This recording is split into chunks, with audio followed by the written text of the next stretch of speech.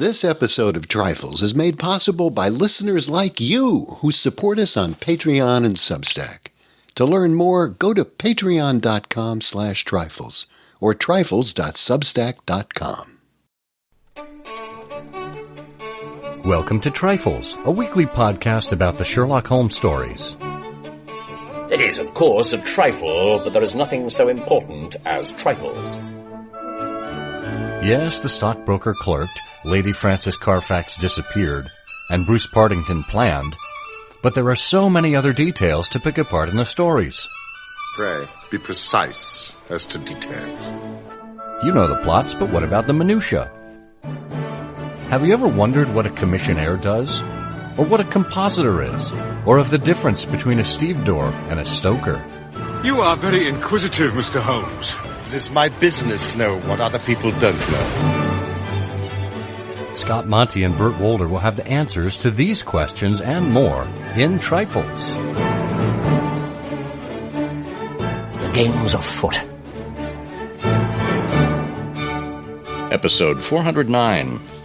Something's Missing. Well, hello and welcome to Trifles, the Sherlock Holmes podcast where we look into the details in the Sherlock Holmes stories. I'm Scott Monty. I'm Burt Wolder. Oh, thank goodness you're there. I was concerned you were missing. Yeah, I was here a minute ago. I don't know what happened to me. You went really quiet for a while. I came in and there's this steaming cup of coffee, and it looks like I was here just a second ago. But I can't be found. It's like the Marie Celeste. In fact, Marie Celeste was here about 30 minutes ago, and I She haven't brought seen the her. coffee, actually. She didn't must have. And, I thought she'd wait for a tip. Well, wouldn't want her to tip over, that's for sure. Well, this is a fun episode. This is something of a bookend to the episode we did at the top of the month. That episode, of course, was Something to Show for It. We're going to look at the flip side of that now, when people didn't have something to show. Should be a fascinating survey of a number of stories across the canon. Wanted to remind you that you can support the show in any way that makes sense for you. We do have options on Substack and on Patreon. We do have gift levels on Patreon, and on both platforms, you have the ability to get extras from the show, bonus content that we put out there, whether it is flubs or additional conversation or perhaps an image or two of things that round out the experience here. And we also have kind of community discussions here and there. You have the ability to comment and offer suggestions and whatnot. And speaking of suggestions, you can send those to us at any time at trifles@ihearofsherlock.com. Just email to us your ideas for the show. And if we use your idea on the air, guess what? You get a prize. We will send you something from the Trifles vaults here. Something trifling, something as a token of our appreciation. So do that. Check it out. And again, you can find the show notes for the show at SherlockHolmesPodcast.com. And you can find our Substack at trifles.substack.com. And on Patreon at patreon.com/trifles.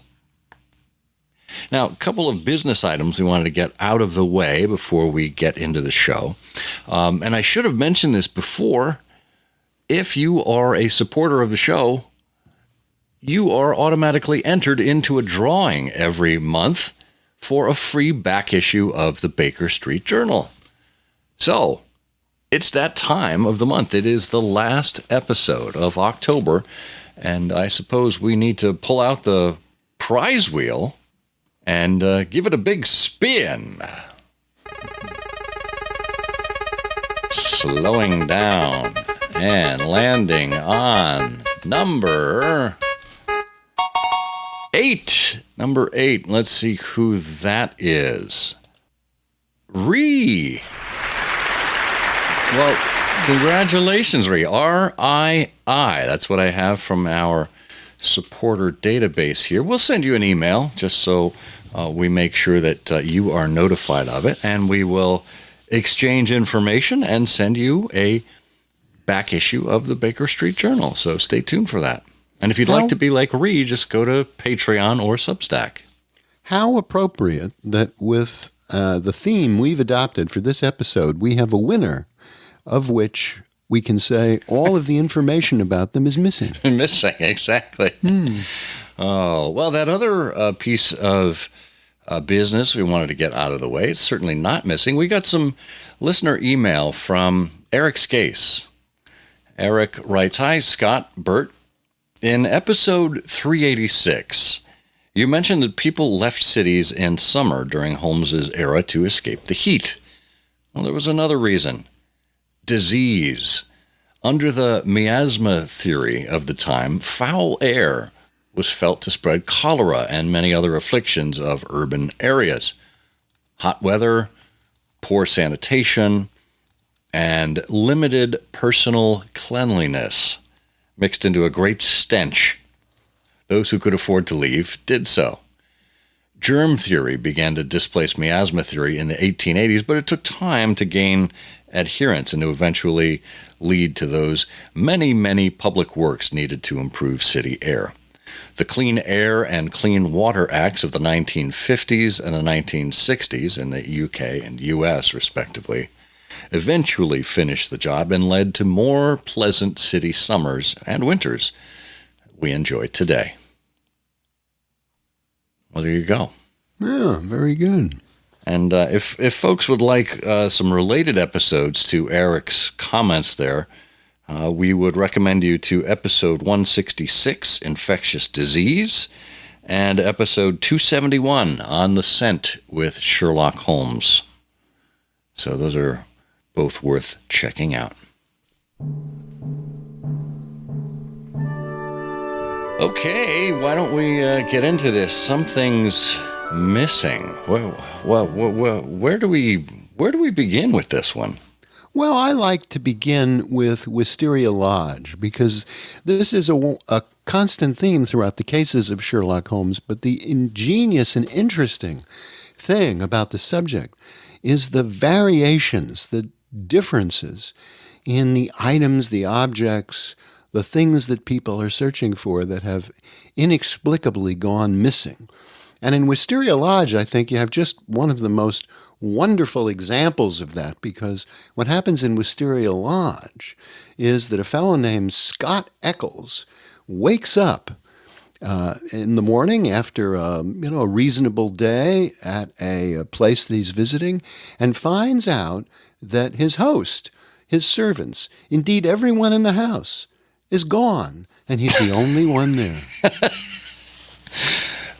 That's the ultimate missing item case. Yeah. Yeah. Yeah. And then all the other wonderful things that happen.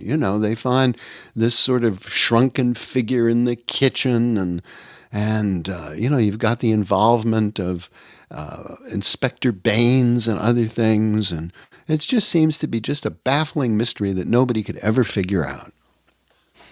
It is, and it's funny because it's almost like some kind of an otherworldly nightmare type of experience that, you're invited to a strange home, you're treated to a dinner there's some odd activities are going on, but you wake up and the place is deserted. It's, almost as if they have been zapped from existence. And think how different that would be in contemporary times. I mean, if you go to a nice bed and breakfast, an Airbnb or something, even a hotel, and you wake up and the next morning everybody's gone, the first thing you would think of is, no bill. Lucky me. Time to pack and go home. That is something. In fact, I think I'm going to take that silverware with me. I like this pillow. It's very comfortable. I'm going to take that too. Yeah, as a matter of fact, I'll take possession of the entire house. That's right. It's funny because it reminds me of a series that was on in the last few years called The Leftovers. I think it's called The Leftovers. Left Behind, I think. No? No. Maybe it's... Maybe I'm getting my... The Leftovers is one of these cooking shows, isn't it? Where you're challenged to put together ketchup, an egg, 2 turkeys, and a ham and come up with a cake. It's my house because nobody else here eats leftovers than me. And I'm usually pretty creative about what I do with them, so I get it. No, it was The Leftovers. The Leftovers. 3 years after the disappearance of 2% of the global human population, a group of people in a small New York community try to continue their lives while coping with the tragedy of the unexplained nature of the event. Now, you wouldn't think that 2% is a huge number, but when you start looking around your communities, your families, etc., I mean, some families were hit, like a wife and a husband and 2 children. In one case, it was the husband and 2 children that were zapped. And there's really no explanation as to how they disappeared or why, but it hit some families harder than others. And it struck me that, how would we react if we just woke up one day and people that we normally interact with were just gone with no explanation?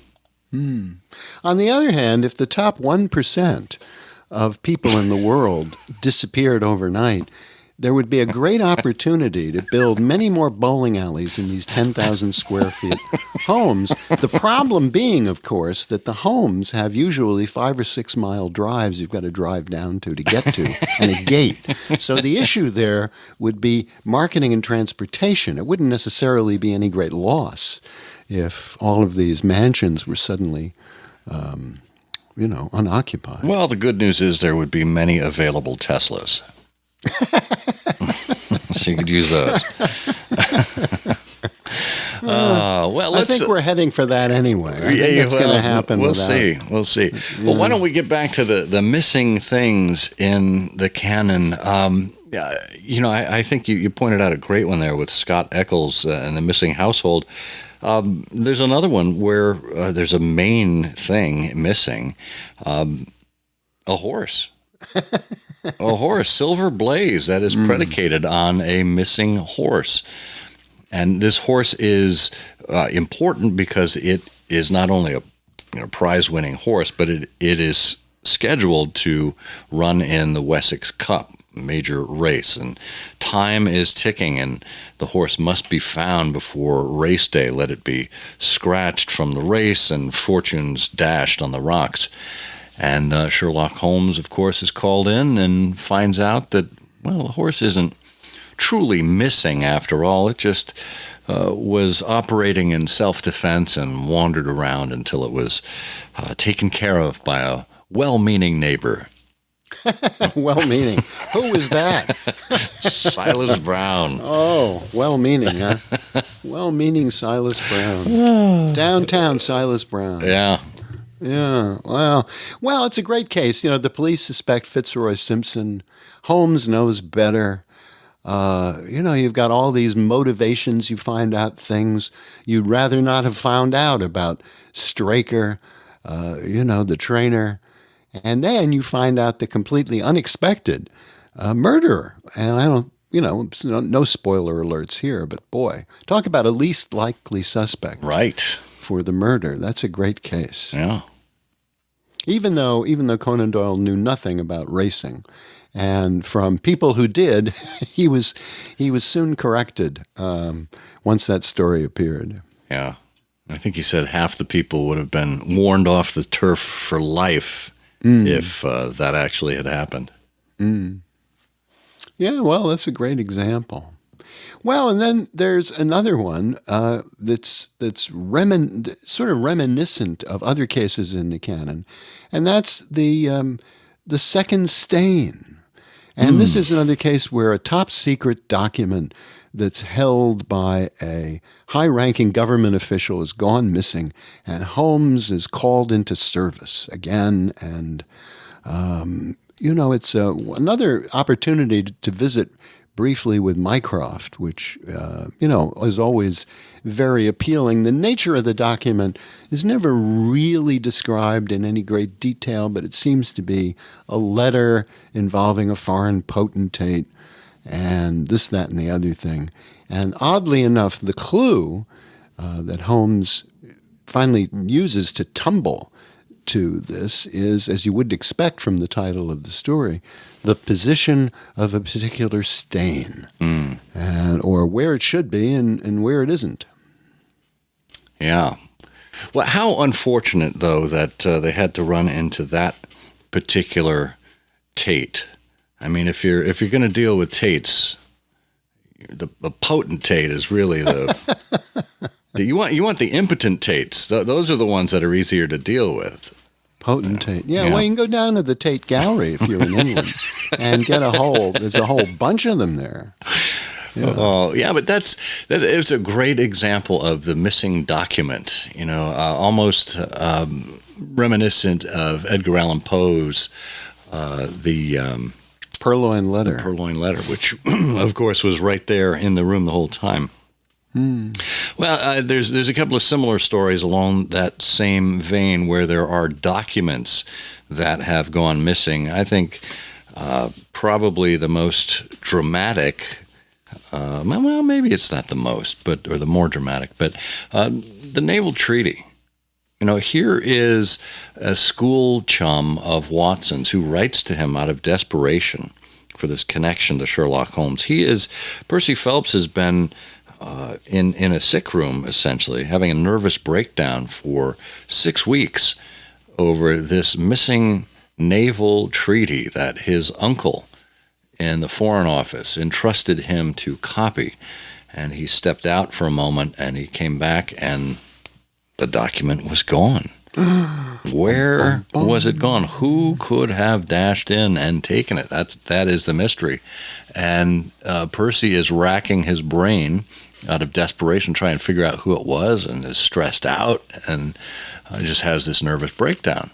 And of course, Holmes comes in and kind of looks at the timing, the arrival, etc., of his fiance's brother, and eventually determines that he, in fact, was the one who stole the letter, secreted it in the very room that Percy Phelps was laid up in for those 6 weeks. So that's why there had been no movement one way or another in foreign agencies or in Harrison leaving the house there. Yeah, what's interesting about that case is, and I wonder if it was a trope at that time, I don't think it was, the locked room mystery. Because the interesting thing one of the many interesting things about the Naval Treaty is that it is an unlocked room mystery. And the length that is gone to establish the circumstances. First of all, it's career crushing. So you're introduced to this fellow whom you accurately describe, this old school friend of Watson. So there's an emotional connection there. And what you get immediately there is sort of the acceptance of his innocence. I mean, he's clearly a good guy. You get the sense there's nothing really wrong with this guy. His life could be over. He's had this nervous collapse. And then you've got the highest offices and the greatest issues affecting the empire. And then you've got the drawing, the layout of people, the timing, the rain, the corridors, the night watchman, the coffee, these strange circumstances, all around an unlocked room kind of mystery. And I just think that's very clever. Well, and not to mention, too, that Percy Phelps was a perpetual victim, or at least was portrayed as such. Remember, Watson remarked about whacking him over the shins with the cricket bat in his school days. Right. And here he is, once again, down on his luck, being victimized by his future brother-in-law. Yeah, poor old Percy. He's sort of like the Millhouse of Sherlockian clients. There you go. Poor guy. Well, and similar to that, we have missing documents in the Bruce Partington plans. That's the whole premise of the story. The Bruce Partington plans, which comprised of 10 different documents, 3 of which are missing, and they turned up in the pocket of a dead junior clerk in the heart of London, laying on the railroad tracks. And, this one I'm struck by one particular scene in this story, and that is when, again, we have a fiancée that is involved. Holmes goes to speak to Violet Westbury, who is the fiancée of Arthur Cadogan West, the dead clerk, and she was distraught, much like Percy Phelps was, and she said, he took his job really seriously. It was so important to him, and Mr. Holmes, if you could only save his honor, it was everything to him. Yeah. Lovely, lovely. Well, nobility also features in many cases, in one way or another, of Sherlock Holmes, but another one that involves a great disappearance is the noble bachelor. And here, so much effort is devoted to creating the circumstances around the noble bachelor himself. It's Lord Robert Walsingham de Vere St. Simon. He's a British peer, but he's not just a British peer with this great name, Walsingham de Vere St. Simon. He was the second son of the Duke of Balmoral and was a direct descendant of both the houses of Plantagenet and Tudor. So this is a big deal, this guy. Yeah. And what's happened to him is, for some strange reason, he's decided to marry an American named Hattie Duran. and that's got to be a little bit of things we do for love. An eyebrow raise. Here's this American gal, Hattie. I'd like you to meet my wife, Hattie. Duran. Good grief, Duran. And unfortunately, what's happened is she has completely vanished. And worse, her wedding gown is found floating in the water of the Serpentine in a nearby park. Bum, bum, bum. And now it would not be too much to observe that the actual unraveling of those circumstances is perhaps trifling disappointing. Oh, okay. But there you are. Yeah, I never understood the concept behind finding her wedding dress in where was it found? Floating in the Serpentine. In the Serpentine, as if to think that the body would be somewhere close by. Well, why would the body be out of the dress if she drowned? Well, that's right. What's happened? What's happened to poor old Hattie? It sounds like she's not only missing, but probably vanished completely. I mean, if anything, you'd be on the search for a woman wandering the streets of London in her undergarments, which should be easy to find. That wouldn't attract any attention. There he is. Oh, ho-hum, just another kook. I don't know, Carolyn, what's gone wrong with society. There's yet another lady in her undergarments. Well, and Holmes... Oh, must be a wedding breakfast. Very informal these days. Last time I go down Baker Street in the afternoon, Carolyn. Let's take another one. We must take this route more often. That man Holmes again. Me for Piccadilly. But Holmes correctly deduces that she was shedding these garments to change into something a little more suited for the day and to make her escape, and that what had happened from the time that she entered the church to when she got to the altar, something had changed her outlook, and there was a note passed, etc., and he determined that this American heiress did in fact have a previous lover who was still alive. Yes, and Watson doesn't tell us, but I'm sure it happened. Lord St. Simon said to Holmes and Watson, I thought there was something odd when she took off her boots after the wedding ceremony and put on rubber-soled tennis shoes. She's burgling Milverton's place. she's put on her traveling shoes. Well, similarly with a missing lady, there is an entire story built around that. The disappearance of Lady Frances Carfax. Holmes says one of the most dangerous classes in the world is the drifting and friendless woman. She's the most harmless and often the most useful of mortals, but she is the inevitable inciter of crime in others. She's helpless. She is migratory. She has sufficient means to take her from country to country and from hotel to hotel.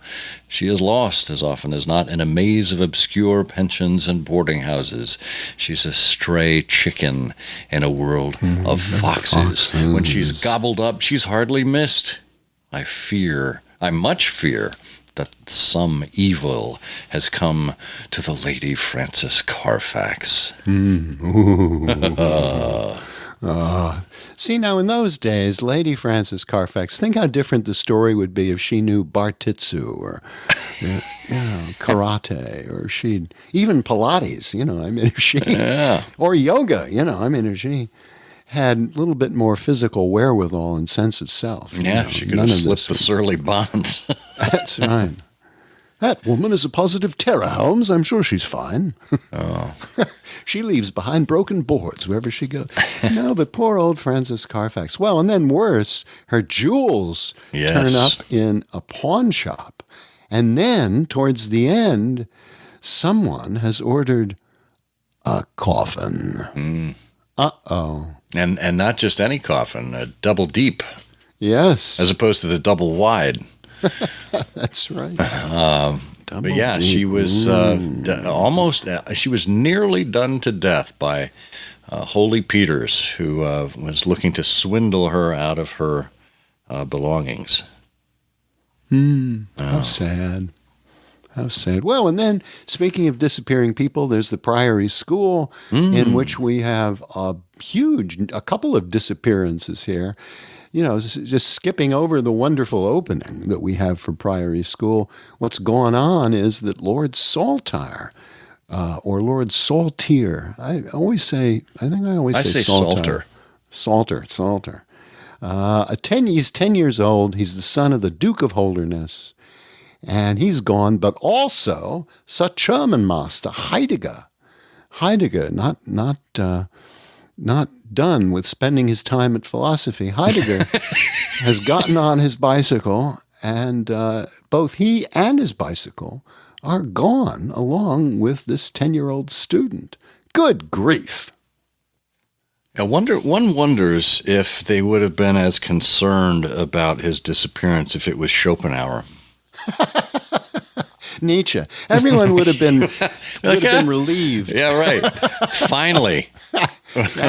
Nietzsche's gone. Have another schnapps. He was such a joy anyway, Oh, what a loss. Yeah, what a loss. Yeah, so of course searches are made.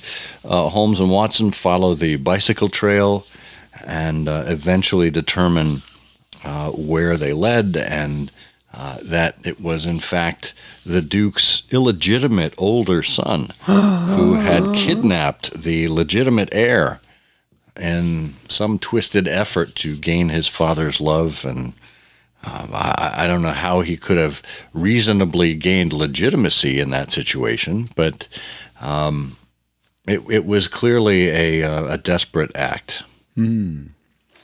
Desperate act. Well, I think we've covered just about everyone, haven't we? Solar Blaze, Priory School, Naval Treaty, Second Stain, Bruce Partington Plans, Wisteria Lodge, Noble Bachelor, The Lady of... That must be it. You would think. And yet, as we mean there's more? There's probably even more than we're covering here. Our listeners can fill us in. But we would be remiss if we didn't round it out with the disappearance of Mrs. Amberley and Dr. Ray Ernest. Oh. This is, of course, the predicate for why Josiah Amberley is visiting Baker Street to complain of his wife running off with the neighborhood doctor. Of course, we later find out that she didn't run off at all. She was done to death by gas in one of the rooms in Amberley's house, along with her lover, Dr.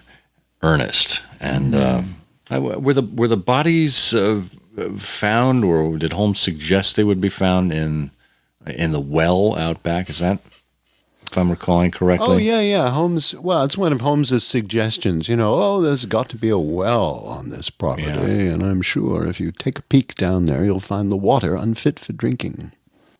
Yeah, that was, what did you do with the bodies? That was the question that sent Amberley over the edge. He sprang to his feet with a hoarse scream, clawed at the air with his bony hands. Yeah. Well, the interesting thing about that, among the many interesting things about it, is the fact that here is it touches on the theme of Holmes's fame and reputation.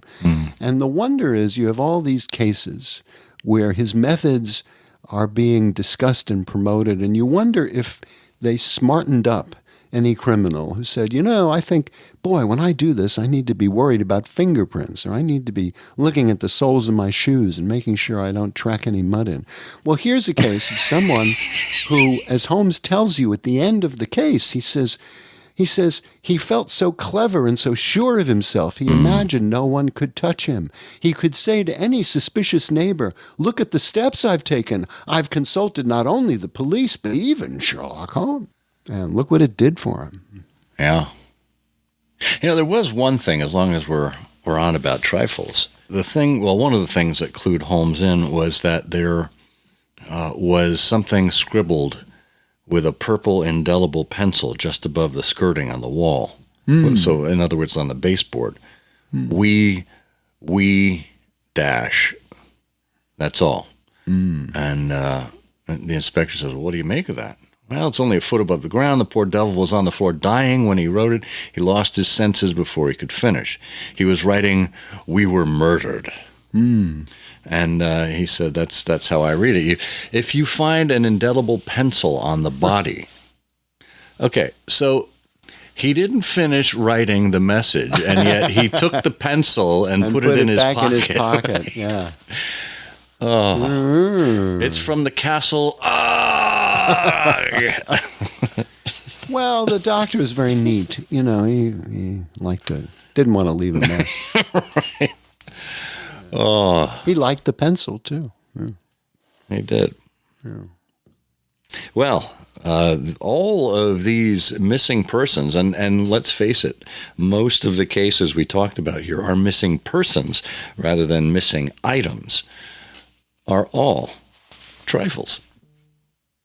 It is, of course, a trifle, but there is nothing so important as trifles. Please join us again next week for another installment of Trifles.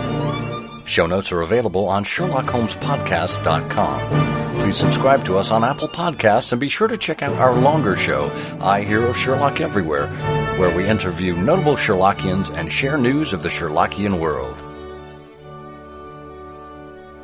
You've taken my breath away, Mr. Holmes.